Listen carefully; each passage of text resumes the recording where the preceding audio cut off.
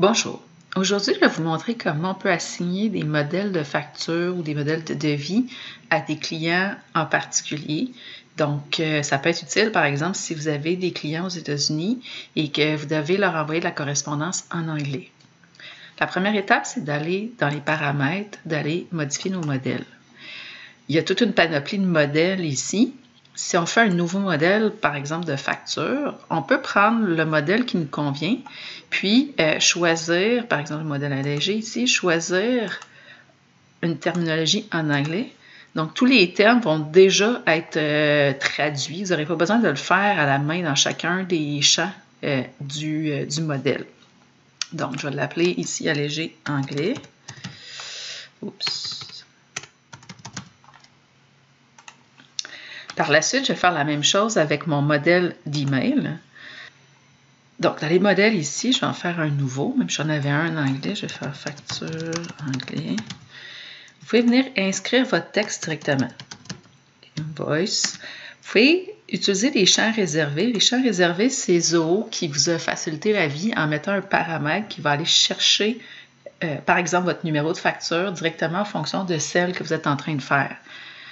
Donc, si je mets ici invoice number avec les pourcentages avec le champ réservé, c'est que ça va aller chercher, si par exemple vous êtes en train de faire la facture pour le client, c'est la facture 24, bien, il va vous indiquer dans l'objet du courriel facture 24.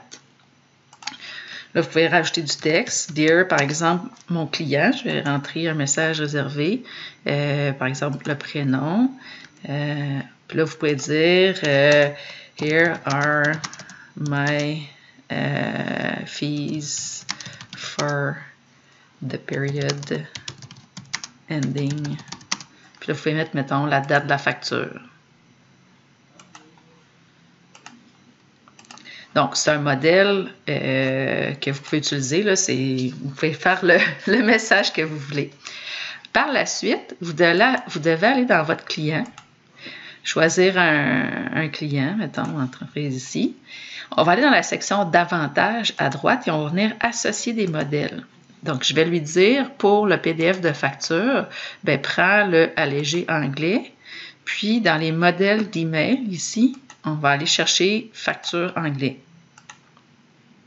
Donc, si je fais une nouvelle transaction, vous pouvez passer directement par ici ou par l'onglet des ventes là, à gauche. Mais si vous êtes déjà dans votre client, ça peut aller plus vite de passer par ici. Donc, en faisant votre facture, vous allez mettre, peu importe la transaction, en enregistrant le brouillon. Donc, comme vous pouvez voir ici, vous avez la facture anglais qui est associée à votre client. Donc, si je veux transmettre cette facture au client, en faisant enregistrer et envoyer. Ici, c'est parce que j'avais un message compte tenu que je suis dans l'approbation.